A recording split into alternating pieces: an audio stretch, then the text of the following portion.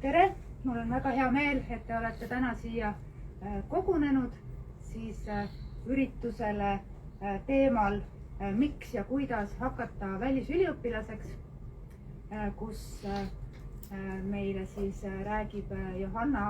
Adojaan enda kogemustest ja mõtetest ja Johanna on kirjutanud siis enda kogemustest ka raamatu Minu Belgia ja me siis saadame selle raamatu siin ka ringi käima, kui te soovite seda lehitseda. Annan siitpoolt selle edasi. Ja siis kõigepealt väike tutvustus. Minu nimi on Liina ja ma töötan siin Euroopa Parlamendi Eesti büroos ja täna siis olen Johanna vestluspartneriks. Ja nagu me ütlesime, siis kui teil tekib vestluse käigus mingeid kommentaare, mingeid küsimusi, siis palun andke teada ja siis me jooksvalt nendega tegeleme. Ja aega on meil siis tund või natuke üle selle, et sellega siis kõik arvestame. Kui paljud teist on siin meie juures Euroopa Elamuskeskuses juba käinud? Ei ole? Siis selle vea saime täna osaliselt parandatud ja kindlasti siis ootame teid tulevikus veel meile külla matkemängu mängima ja meie pakutavaga tutvuma. Et teie koolist on palju klasse käinud, sellepärast ma uurisin, et kas teie ka. Meie see keskus ongi siis selline Euroopa Liitu tutvustav keskus, mis on praeguseks olemas juba 15 liikmesriigis. Ja siin ma ütlengi, et see mattemäng, mida ma nimetasin, on kõige ägedam osa siis sellest keskusest, kus te saate ise kehastuda Euroopa Parlamendi liikmeteks ja siis läbi proovida, kuidas see töö neil seal käib. Ja miks just mina olen praegu siin see vestluspartner, võib-olla osaliselt põhjus on ka selles, et ma ise olen ka olnud välisüliõpilane. See on küll teie ajaarvamise eelsel ajal ehk eelmisel aastatuhandel, aga sellegipoolest ma olen siis õppinud Kesk-Euroopa ülikoolis Central European University, mis on siis, võib-olla olete kuulnud sellisest eakast filantroobist nagu George Soros, kes siis on loonud üle Euroopa avatud ühiskonna instituute ja lõi siis ka selle ülikooli. Ja siis, kui mina seal ülikoolis õppisin, siis eelmise aastatuhande lõpul siis olid seal otseselt siis stipendiumid Ida-Euroopast ja endisest Nõukogude Liidust pärit õpilastele, mida siis minul õnnestus kasutada ja lisaks sellele olen siis ka Birminghami ülikoolis õppinud. Nüüd aga siis meie tänane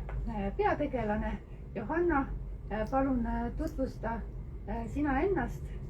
ja räägi siis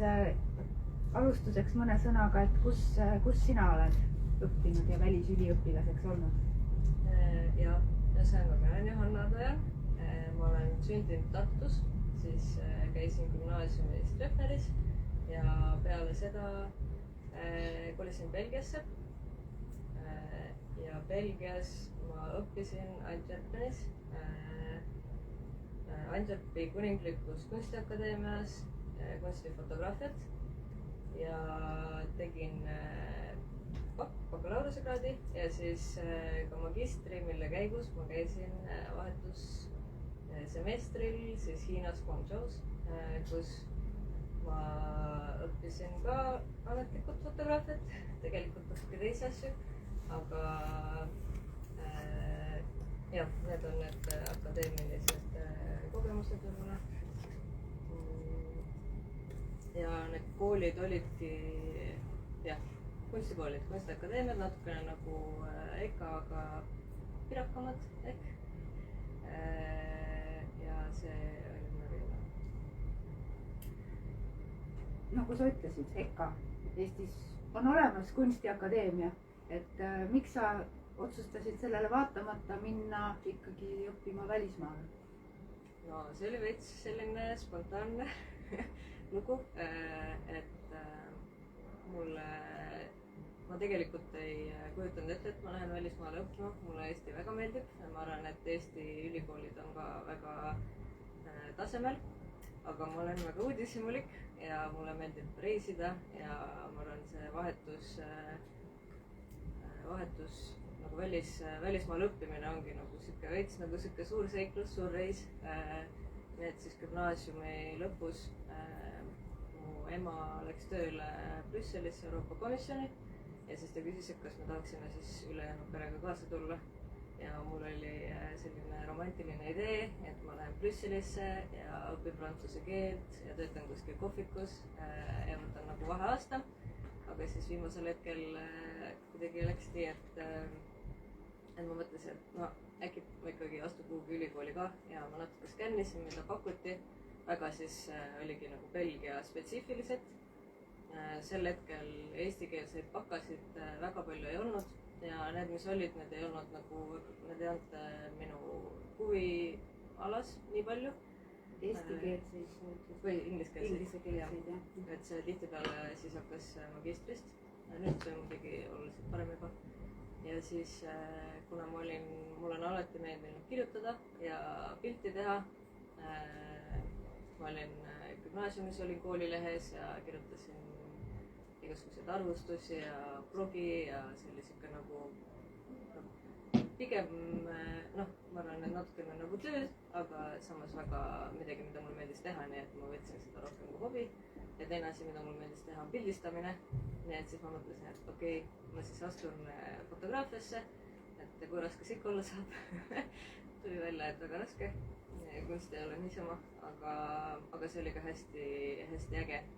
Ja seal olles omakorda see keskkond sai nii koduseks, et ma mõtlesin, et oleks ju tore minna veel vahetusse kuhugi, et otsida veel mingi riik või mingi ülikool või koht,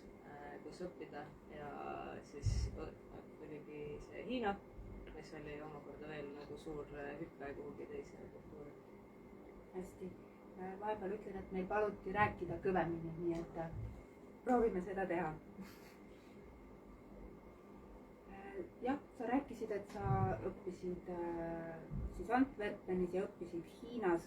et äkki oleks meil huvitav kuulata sinu siis võrdlust, kuidas oli õppida kahes sellises väga erinevas kultuuriruumis ja võib-olla sealt edasi räägi meile, et kuidas sulle tundub, et mida need sellised erinevad kogemused sinu hilisemaks eluks sulle andnud on? Jah. Ma arvan, et see üks suur märksõna on kindlasti see, et välismaal õppides seltskond, kellega sa koos õpid, sinu kursus on suure tõenäosusega hästi rahvusvaheline ja see on mega äge ja väga suur väärtus. Et see ka nagu, kui mõelda, et mis see hilisemaks annab või mis see rohkem annab, siis see lihtsalt täiega avardab silmaringi ja kõige nagu lahedamal viisil, et mulle väga meeldib raamatuid lugeda, see on alati on palju seiklusi, elad nagu erinevaid elusid läbi. Ma arvan, et välismaal õppides see raamat ongi nagu päris elu, et sa kuuled ja näed ja tunnetad, kuidas inimesed erinevatest kohtadest elavad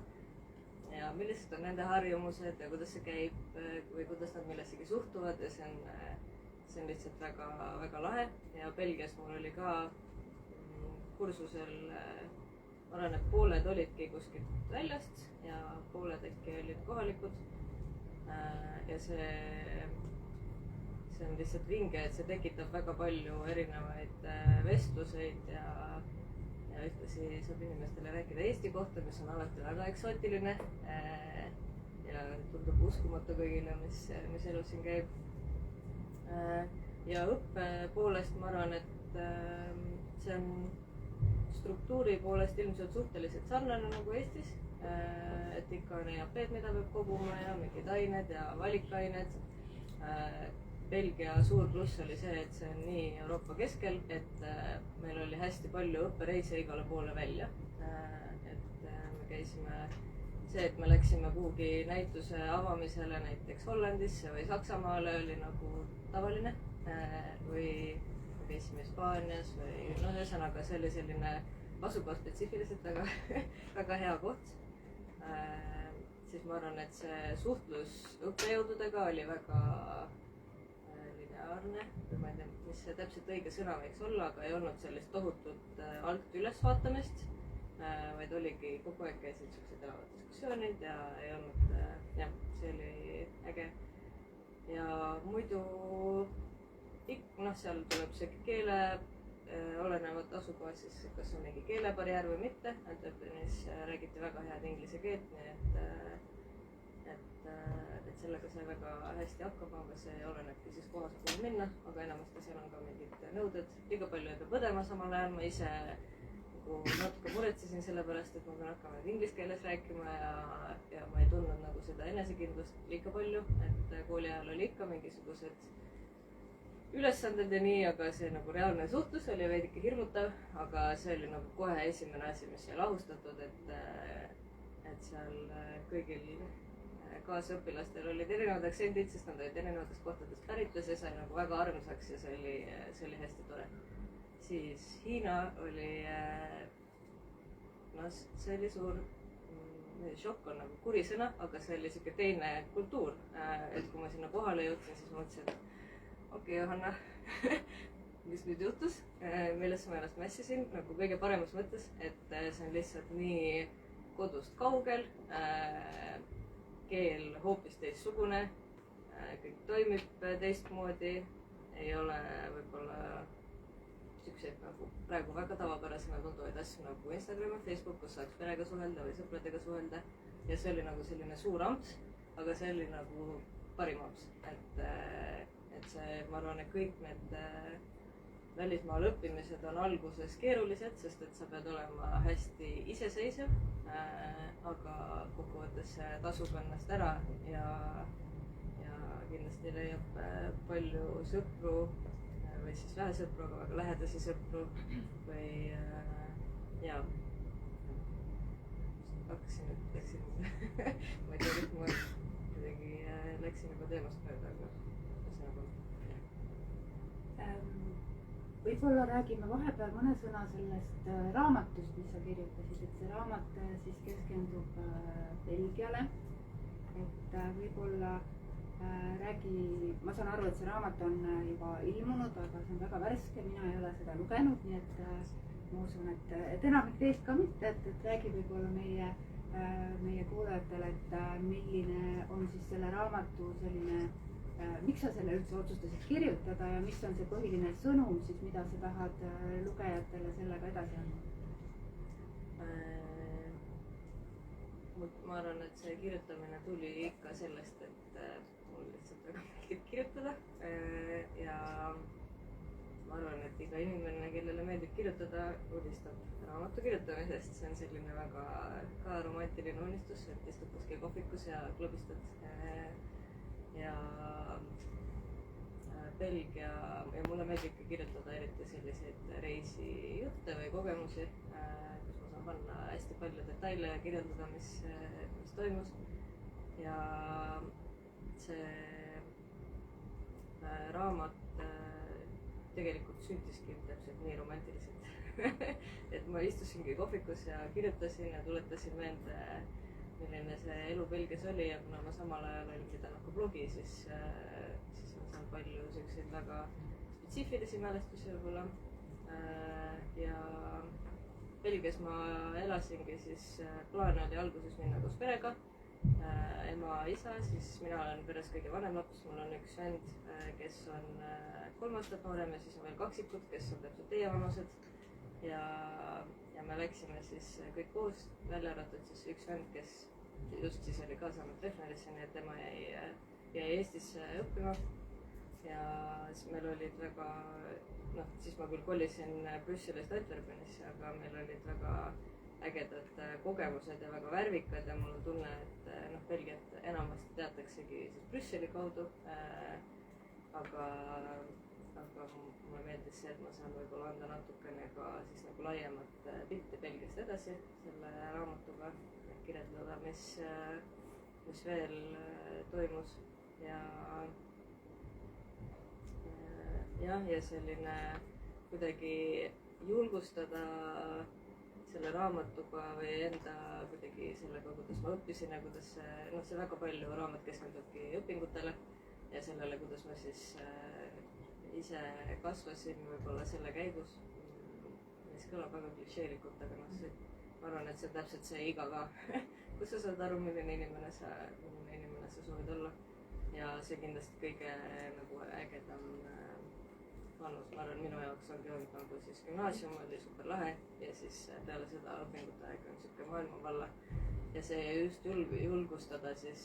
olema nagu uudishimulik ja välismaal õppimine kindlasti,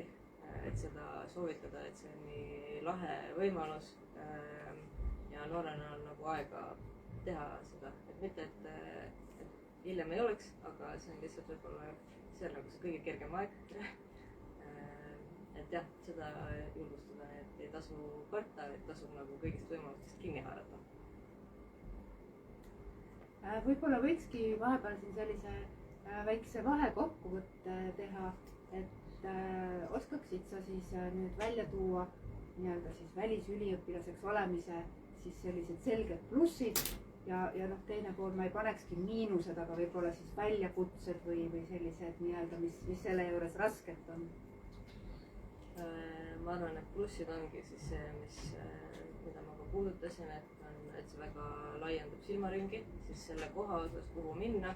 aga ka lihtsalt inimeste osas üldiselt, et teiste kogemustest on ju väga hea õppida ja lahe on teada, kuidas mujal maailmas ka elu käib ja ma arvan, et see kasvatab ka tolerantsemaks ja mõistvamaks, mis on ju alati tore. Siis, aga see, et siis jah, ja ka võib-olla väljakutse ongi see, et tuleb teha ise asju, et see tugisüsteem ilmselt on natukene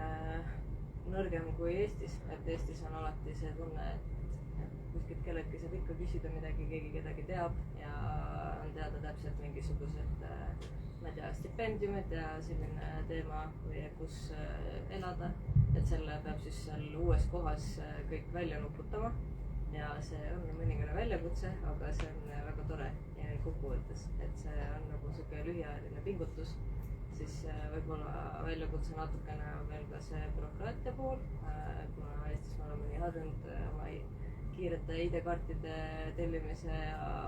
ja valimiste ja asjadega, et see tahes-tahtmata maailmas igal pool, ma arvan, käib natukene aeglasemalt, aga see paneb ka Eestit hindama.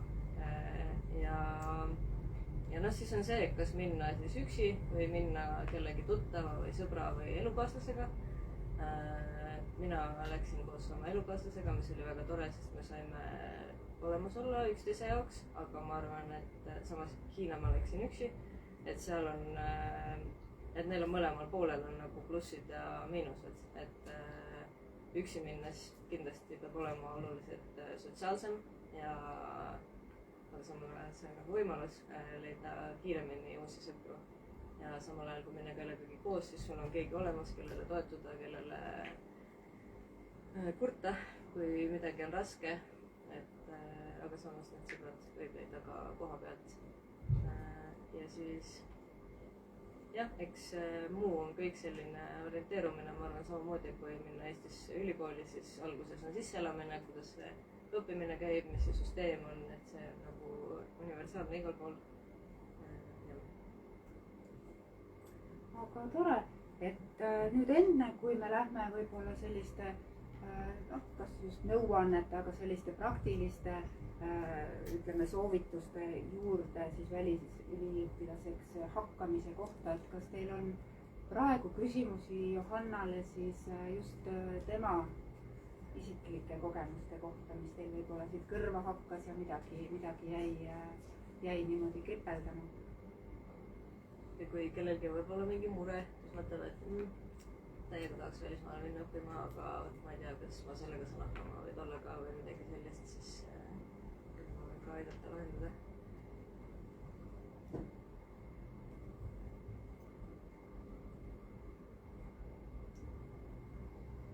Praegu hetkel ei ole, siis me võime võib-olla selle praktilise poolega ise edasi minna. Et ühesõnaga nüüd ongi siis võib-olla räägiksime sellest, et kui teil kellelgi siis idaneb mõte, et võib-olla pärast gümnaasiumi lõpetamist, kas siis kohe või hiljem välisüliõpilaseks hakata, et mis siis võiksid olla need teemad, mille peale tegelikult teie, ma saan aru, te olete 11. klassid, et teie nii-öelda vanuses on see väga õige aeg hakata neid mõtteid mõtlema. Et esimene asi kindlasti siis, mis on võib-olla kõige olulisem lähtekoht on, eks ole, see, et mõelda välja, mida te tahate, et see on, osadel inimestel on praktiliselt lasteaiast saadik juba teada, kelleks nad tahavad saada. Teistel võtab see rohkem aega, et siis selle nii-öelda välismaal õppimise teemaga seoses ongi siis võib-olla saab seda asja vaadata kahtepidi, et kõige loogilisem nii-öelda esimene teema, mis enda jaoks välja selgitada, on siis see, et mida te tahate õppida, eks ole, et mis teid huvitab, mis on, eks ole, siis teile teadaolevalt või mida te olete kuulnud ja uurinud, mis on need, ütleme, võib-olla erialad, millel on nii-öelda tulevikku, sellised erialad, mille spetsialiste on tulevikus kindlasti hakkab vaja minema ja loomulikult samal ajal see peaks siis ikkagi teie huvide ja selliste soovidega kattuma. Et ja teine võimalus on siis kuidagipidi alustada, eks ole, sellest mõelda, et minu jaoks näiteks, eks ole, Belgia on huvitav koht või siis on mingisugune, nagu Johannal oli selline, mingid asjaolud, mis võib-olla viivad teid kuhugi riiki, näiteks kellegagi koos, et hakata seda teemat harutama siis sealtkaudu. Et üks asi kindlasti, mida siin saab välja tuua, on see,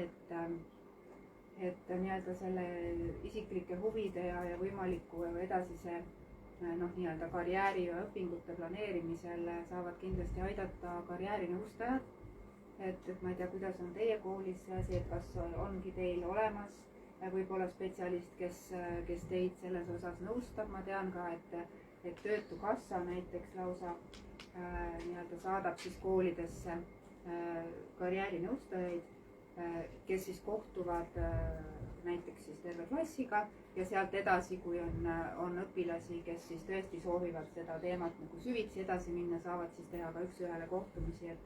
et nendest võib täitsa abi olla, et siis nii-öelda natukene iseenda kohta midagi välja selgitada. Teiseks siis, kui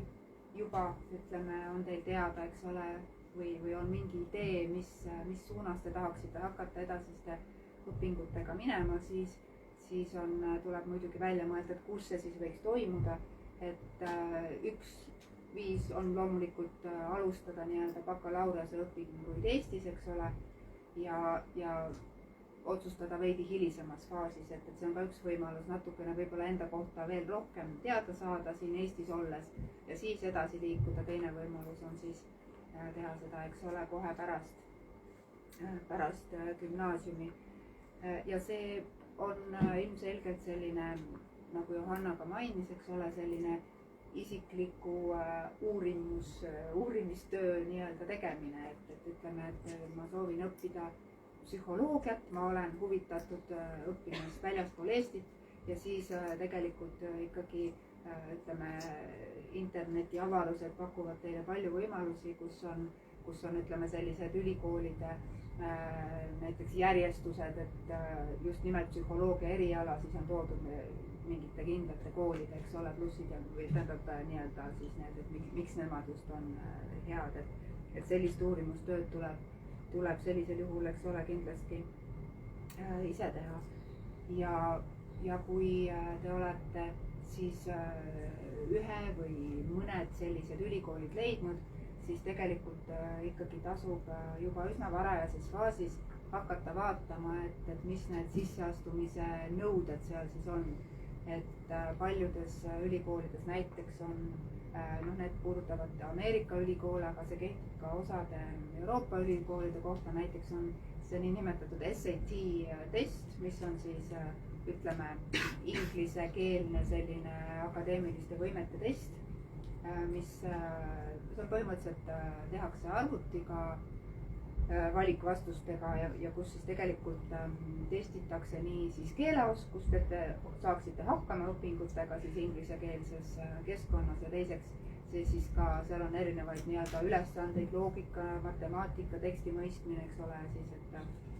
et ja seda tasub mõelda piisavalt ette, sest et seal on teatavad sellised rahvusvahelised broneerimiskeskkonnad, et kui te mõtlete, et ma nüüd tahaksin järgmine nädal teha, siis see ei ole võimalik, sest et te peate ilmselt mitu kuud ikkagi ette planeerima seda, et suuta näiteks siis mingisuguseks tähtajaks siis enda sisseastumisavaldus sisse anda, mille hulgas on siis selle testi tulemus näiteks. Et selles mõttes ikkagi juba piisavalt ette planeerimine on kindlasti oluline, et teha seda, alustada sellega 11. klassis on väga hea mõte. Siis üks teema, millest me võib-olla väga pikalt praegu ei rääkinud, Johanna võib ka võib-olla omalt poolt veel täiendada, et on selge, eks ole, et ükskõik, kas te lähete näiteks Tallinnast gümnaasiumi lõpetanuna Tartu Ülikooli või lähete siis, eks ole, Antwerpeni ülikooli või kuhu iganes, et on oluline siis sellised nii-öelda praktilise elu küsimused siis ka välja selgitada, et kus seal saab elada, kas seal on olemas nii-öelda mingisugune üliõpilaskodu, tuleb üürida endale, et sellised asjad on kõik, ütleme, sellised ülikooli ja koha spetsiifilised, et siin mingisuguseid selliseid universaalseid soovitusi ei saa anda. Ja loomulikult on siis oluline selliste, kui te tõesti niimoodi omal käel siis endale ülikooli otsite, siis seal on, eks ole, ülikoolides kontaktid, spetsiaalsed osakonnad siis, kes välisüliõpilastega tegelevad, et nende ka siis ühendust võtta ja juba neid asju hakata uurima.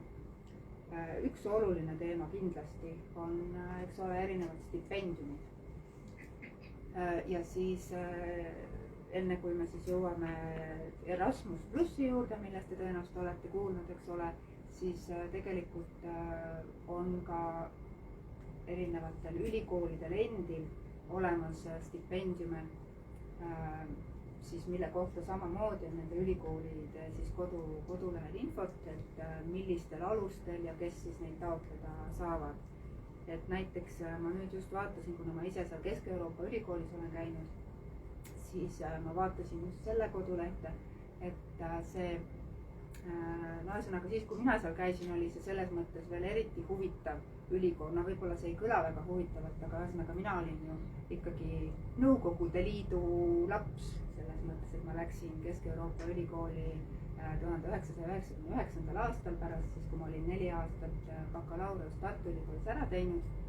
ja tol ajal oligi tegelikult spetsiaalne stipendium siis ette nähtud Ida-Euroopast ja endisest Nõukogude Liidust pärit õpilastele ja see oligi näiteks minu jaoks enneolematu võimalus kohata siis vennasvabariikidest inimesi, et ma ei olnud kunagi oma silmaga näinud ühtegi aserit ega grusiini ega valgevenelast, et see oli väga huvitav, aga siis tagasi tulles siis sellele Kesk-Euroopa ülikooli kodulehele, et see seal nüüd võib-olla enam selliseid otseselt siis nii-öelda meid soosivaid stipendiume ei ole, aga seal on ülikooli enda poolt siis nii-öelda sellesama filanthroopi George Sorose poolt välja antavad stipendiumid, mis reaalselt katavad nii õpingukulud kui ka siis vähemalt osaliselt elamiskulud ja selle ülikooli kodulehel, see on siis Central European University on see inglise keeles, on tegelikult veel päris pikk nimekiri ka muudest stipendiumidest, mis siis nii-öelda kehtivad nii selles Kesk-Euroopa ülikoolis kui siis ka teistes ülikoolides. Ja nüüd siis, kui tulla Euroopa Liidu juurde, eks ole, siis kindlasti sõna Erasmus olete te kõik kuulnud, et see on siis selline nii-öelda Euroopa Liidu poolt, eks ole, rahastatud programm, mille põhimõte on siis see, et noh, teie vaatest, et te ikkagi siis esialgu gümnaasiumi lõpetades või siis ka natuke hiljem, kui te siis ikkagi otsustate ülikooli minna, et te alustate õpinguid näiteks siis Eestis. Noh, muidugi te võite ka Erasmust kasutada nii, et te olete Belgia ülikoolis ja lähete sealt, aga et siis on ikkagi hea võimalus näiteks alustada õpingutega Eestis ja siis minna Erasmus plussi kaudu siis näiteks, seal on lühikesed, isegi nagu kuskil kuni kuuajased sellised vahetusüliõpilaseks olemise võimalused on ka, aga on ka kuni terve aasta ja kuni 12-kuulised võimalused siis minna ja õppida mõnes teises riigis. Ja selle Erasmus plussi kaudu siis välisüliõpilaseks nii-öelda saamise tee on ikkagi siis sellesama teie enda ülikooli kaudu, kes siis selliste ettenähtud kriteeriumide alusel siis valivad välja siis parimad kandidaadid ja annavad siis parimatele võimalusel siis osaleda ja võtavad ise samas ka, eks ole, vastu üliõpilasi siis teistest riikidest. Ja eriti huvitav võimalus Euroopa Liidu poolt veel on Erasmus Munduse nimeline programm, mis on küll magistritasemel õppuritele, et näiteks, et kui saate bakalaureusekraadi Eestis kätte, ütleme 3 aastaga, siis on võimalus tegelikult selle Erasmus Munduse programmi raames siis teatavatel erialadel siis nii-öelda minna sellisesse magistriprogrammi, millega on seotud siis lisaks teie enda ülikoolile veel 2 Euroopa Liidu ja mitte ainult Euroopa Liidu, vaid on veel partnerülikoole ka väljaspool Euroopa Liitu, siis nende ülikoolidega, mis tähendabki seda, et kui teil on näiteks 2-aastane magistriprogramm, siis osa sellest ajast olete Eestis, osa sellest ajast näiteks oletegi seal Belgias ja 3. osa olete näiteks Taanis või kus iganes, et see on selline huvitav võimalus nii-öelda omandada eriala ja samas, eks ole, näha maailma, leida uusi tutvusi ja omandada just selliseid nii-öelda selline rahvusvahelise suhtlemise ja selliseid nii-öelda pehmeid oskusi, mis tegelikult tulevases ka tööelus on hästi olulised. Et need olid need põhilised sellised soovitused, mis mina oskan anda, et Johanna, oskad sina veel midagi siia lisada, täiendada? Ja ma arvan, et seal tasubki, ma arvan, et see ei ole midagi haruldast, kui te tegelikult ei tea, mis te teha tahate ja ei tohiks panna liiga palju pinget võib-olla sellele esimesele erialale, mis te õpite, et on lihtsalt võib-olla jah, erinevad need viisikutes siis mõelda sellele, et mida edasi teha ongi siis, ja kui minna välismaale, ongi lähtuda sellest, et kas on mingisugune riik, mis teile väga huvi pakub või sümpatiseerib, näiteks, ma ei tea, Taani või Island või noh, mis iganes, mingisugune koht ja siis vaadata, mida seal saab õppida erinevates ülikoolides, võib-olla te leiate sealt midagi põnevat, mille peale te pole enne nagu tulnudki, aga siis see avab silmad, et vot täpselt seda tahaks teha ja saab nagu niipidi läheneda ja teine variant on siis, kui teil on kindel eriala, siis vaadatagi, otsida, et mis on need erinevad ülikoolid erinevates riikides, kus seda saab õppida. Ma arvan, et need on nagu mõlemad head variandid ja alati saab abi küsidagi täpselt koolist või siis näiteks on, ma tean, palju selliseid Facebooki gruppe nagu näiteks eestlased Belgias või noh, mis iganes, kus on ka alati väga abivalmid inimesed, kes on nõus rääkima oma kogemustest. Ma arvan, et väga mitmes selles minu raamatus ilmselt on kirjutatud kogemustest välismaal elamise kohta ka või noh, elamise kohta kindlasti, aga õppimise. Ja et selline isiklik kogemus või kelleltki otse küsimine on ka väga tore ja siis jah, täpselt kooli kaudu, selle teise kooli kaudu saab uurida. Inimesed on alati väga vastutulekud ja väga sõbralikud ja noh, kindlasti tasub.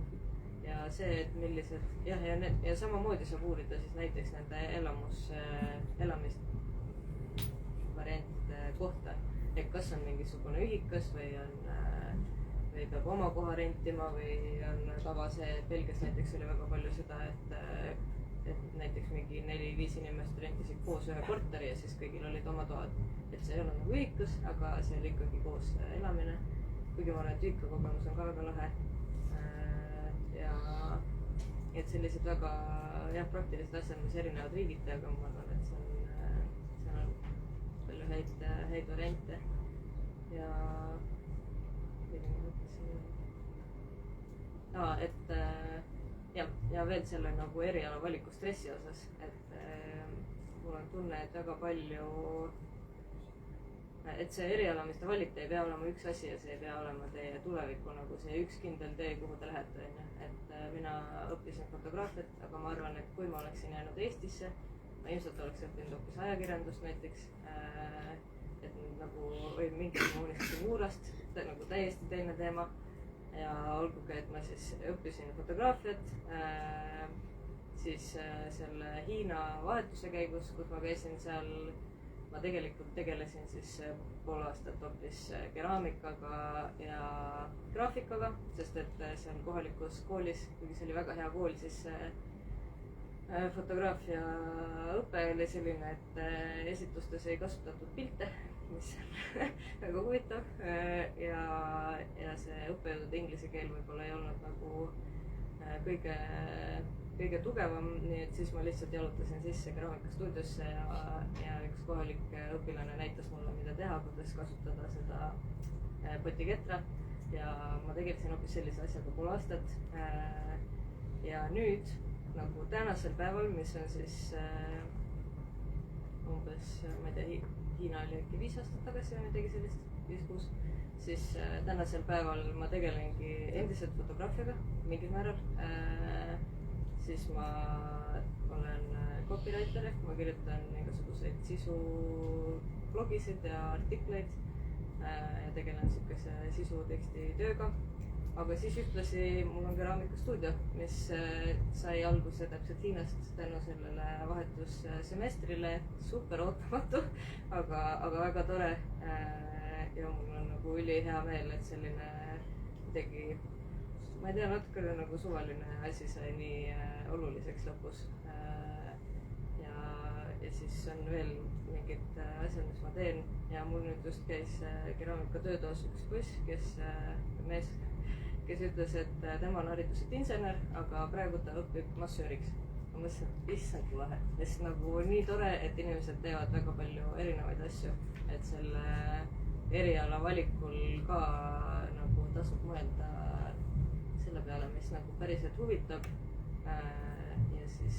pärast saab õppida alati midagi nagu veel juurde ja siis see kompott kokku on nagu äge.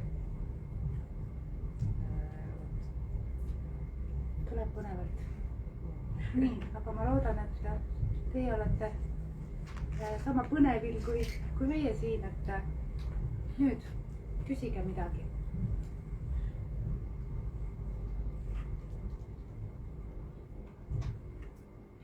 Või siis, kui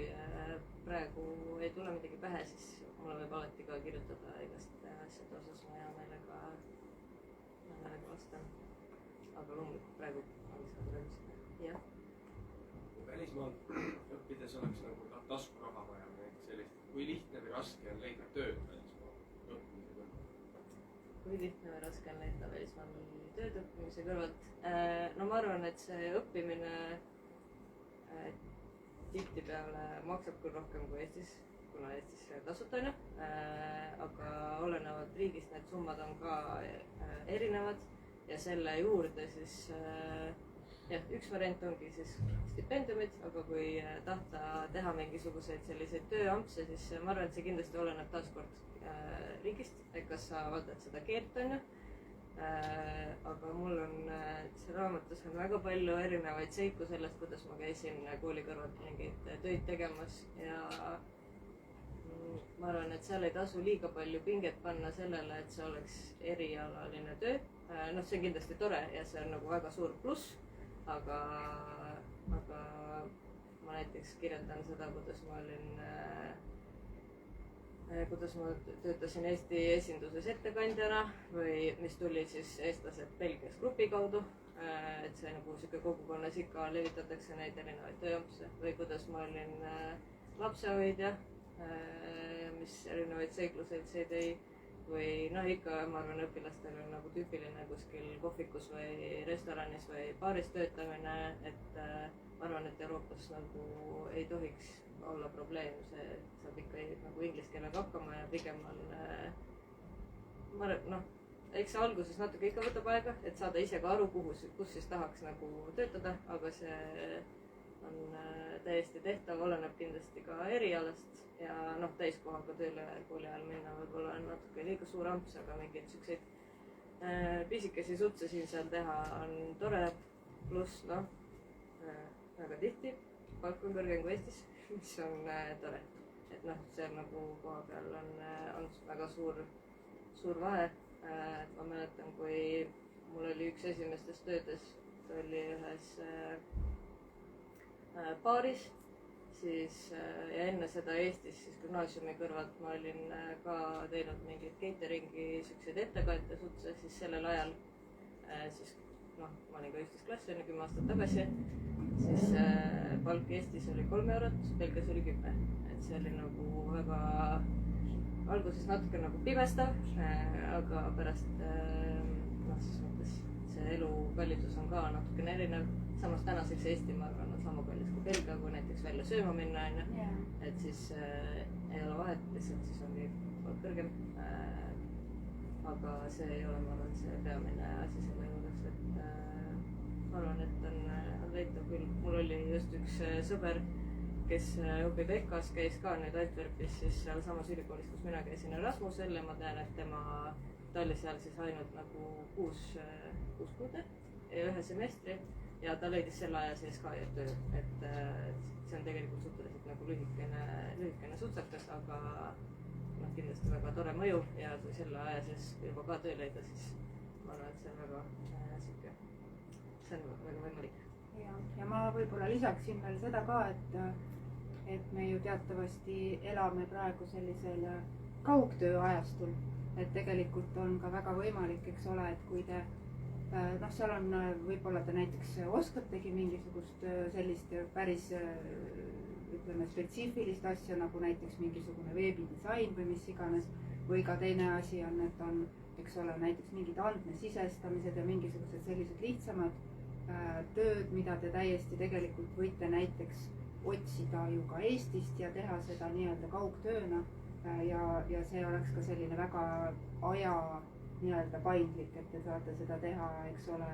näiteks õhtusel ajal või millal iganes teil on vaba aega, eks ole, et neid võimalusi tegelikult ka mitte ära unustada vaid pigem võib-olla juba ette mõelda, et praegu asuda arendama mingisugust sellist oskust, mida hiljem näiteks kaugtööga saaks rakendada. Jah, palju on näiteks, ma arvan, näiteks tõlkimistööd saab teha, mingisuguseid graafilise disaini kujundusi, ma arvan, et kõik on nagu tänapäeval päris või noh, see on nagu neid ressursse, kust õppida on lihtsalt nii palju ka, et saab teha igast selliseid asju ka või olla näiteks siis noorematele nagu õpetajaks või abiks, näiteks ma ei tea, matemaatika koduõpetaja või midagi sellist, et neid võimalusi on. Jah, samamoodi näiteks saab seda teha, eks ole, interneti teel, et Eestis mõni õpilane vajab matemaatikas abi, te tunnete sellel teemal ennast väga kindlalt, saate näiteks nii-öelda veebitunde anda ja selle kaudu teenida, et see on jälle see koht, kus saate oma loovust kasutada. Ja selle õppemaksu juures on jah, täpselt nagu tuli jutuks ka juba igasugused stipendiumid ja stipendiumid siis kas Eestist või sealt koha pealt või mingid sellised toed, kuidas seda tasuma. Tihtipeale ei pea tasuma kui ühe korraga, vaid saab olla erinevalt või nagu jagada see ära. Nii, veel küsimusi? Jaa, oleks küll, et tulles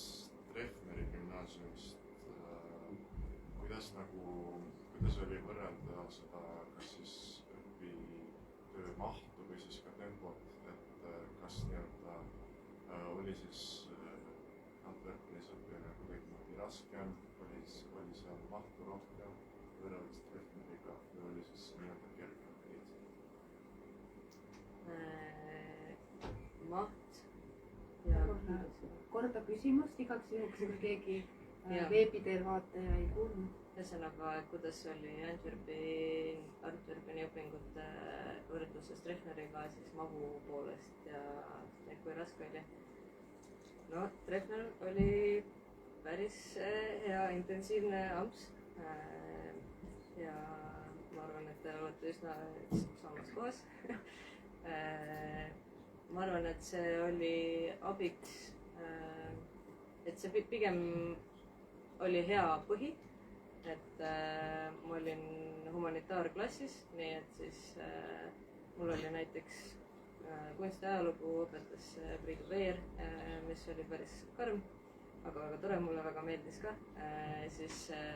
ülikooli esimesel aastal need asjad, mis me kunstiajaloos õppisime, ma olin kõike Treffis juba õppinud näiteks. See oli väga tore, aga siis samal ajal need on, ma arvan, et ülikool ja gümnaasium kindlasti olenevalt erialast ja olenevalt koolist on lihtsalt nagu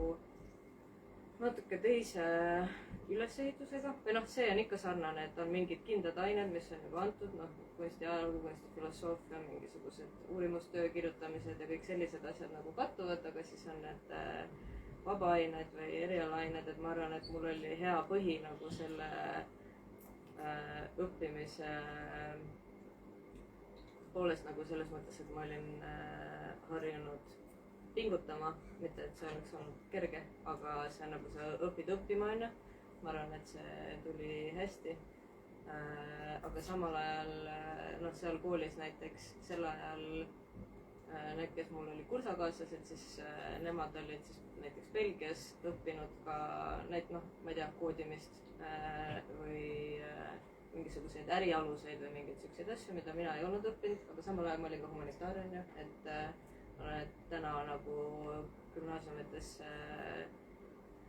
vabaainete valik ja üldse ainete valik on juba nagu muutunud laiemaks ja kuidagi mitmekesisemaks ja rohkem tulevikku vaatavaks, et see juba annab nagu päris hea põhja. Üks asi, mis oli alguses mu hirm, oli siis see inglise keel. Kuigi mul olid ka Treffis väga toredad ja head õpetajad, siis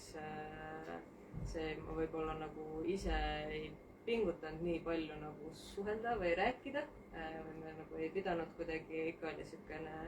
õpikutest harjutuste tegemine ja siis võib-olla see on midagi, mida ma natuke igatsesin, et ma oleks olnud gümnaasiumis rohkem nagu selles kohas, kus ma päriselt pean nagu suhtlema inglise keeles. Aga see oli siuke isiklik asi ja mahu poolest Treffis olid siis ka need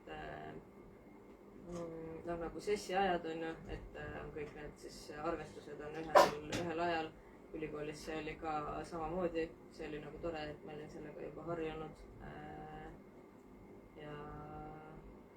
ja ühesõnaga ma arvan, et Eesti koolid, Eesti gümnaasiumid selles mõttes on ikkagi üldiselt väga hea tasemega, et minna kuhugi edasi.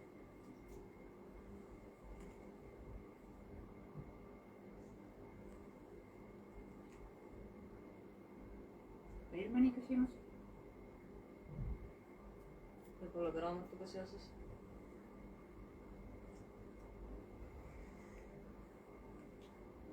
Jah, palun. Kuidas see raamatu kirjutamise nagu protsess töötab? Nagu kuidas sa nagu nautsid seda, mis oli raske, mis oli nagu lõbus? Raamatu kirjutamise protsess. See töötab nii, et Petrone print teeb, ma ei tea, kas kord aastas või natukene tihedamini siis siukseid nagu avatud postitusi, kus nad uurivad, kas keegi tahaks, see on üks variantidest, kas keegi tahaks kirjutada mingite riikide kohta või siis mõnikord nad siis pöörduvad otse kellegi poole. Ja siis eelmise aasta umbes 2. jaanuaril, ma arvan, ma olin Otepääl maal, jalad kamina ees, mõtlesin, et mis siis uus aasta toob. Ja siis kerisin nagu Facebooki ja siis vaatasin, et Petrone print otsib kedagi, kes kirjutaks Belgiast. Ja selle postituse all oli, ma arvan, juba 80 kommentaari ja see nagu esimene vaade, kus on 15 kommentaari, noh sealt oli, ma arvan, 10 oli juba keegi, kes soovitas, et võiks kirjutada seda minu Belgiates. Okei, et see Belgias elavate eestlaste kogukond on päris suur. Nii et ma ei hakka nagu liiga palju neid ootuseid üles ajama, aga ma ikkagi kirjutasin, et ma arvan, et ma võiksin võib-olla potentsiaalselt kirjutada seda, et mul on 5-aastane kogemus. Unustasin seda mainida, et ma vahepeal ajakirjanikuna töötasin, mis oli see nagu üks asi, mis võib-olla tõestab, et ma oskan kirjutada. Aga sealt läks suhtlus siis edasi, et järgmine samm oli kirjutada proovitöö. Proovitöö, ma arvan, selleks anti äkki umbes 6 aega ja seal pidi siis kirjutama selle sisukorra ja siis paar peatükki, et lihtsalt siis kirjastaja saaks aru, et mis sorti raamat see võiks tulla. Ja see oli hea siis väljakutse kohe, et ma kirjutasin selle suht vist ühes rodus ära, aga siis ma loomulikult hakkasin endas katlema, et ma ei tea, kes seda ikka loeb ja kas see on liiga isiklik ja mis värk on ja siis lõpuks ma otsustasin, et ma usun endasse ja saatsin selle ära ja siis osutusingi valituks, mis oli nagu väga suur rõõm ja suur šokk ühe korraga, et nüüd siis läheb asjaks. Ja sellele järgneski siuke, ikka ma lõin nagu mingi süsteemi ja vaatasin üle selle sisukorra, mis ma olin kirjutanud, et mis need teemad umbes on, mida võiks katta. Ja siis hakkasin otsast kirjutama nii nagu see läheb ja vahepeal oli jälle siuke mingi, mida ma teen ja teinekord ma mõtlesin, et hea lugu, et seda võiks jagada küll ja siis oli nii romantiline, nagu ma ette kujutasin, eks ma istusin erinevates kohvikutes ja jõin oma matcha lattet ja sõin kooki ja kribasin, vahepeal itsitasin veits, vahepeal valasin paar pisarat. Ja see võttiski, suvel käisin siis maal kirjutamas ja lõpuspurt nagu alati kohustuslik oli siuke hullus ja siis sealt edasi ongi toimetajaga suhtlemine, kes siis toob siukseid stiililisi mingeid ettepanekuid välja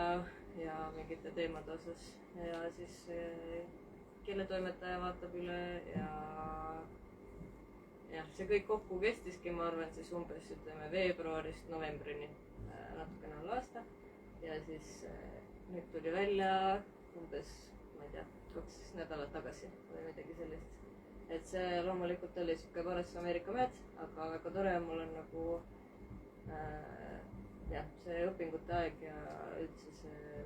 aeg elus oli nagu väga tore, nii et ma ikkagi väga nautisin seda kirjutamist. See ei olnud liiga kerge, aga see ei olnud liiga raske ka, see oli tore, soovitan kindlasti. Meil nüüd aeg hakkab tasapisi täis saama, et kui on veel üks viimane küsimus, on veel kellelgi midagi, mida tahaks uurida.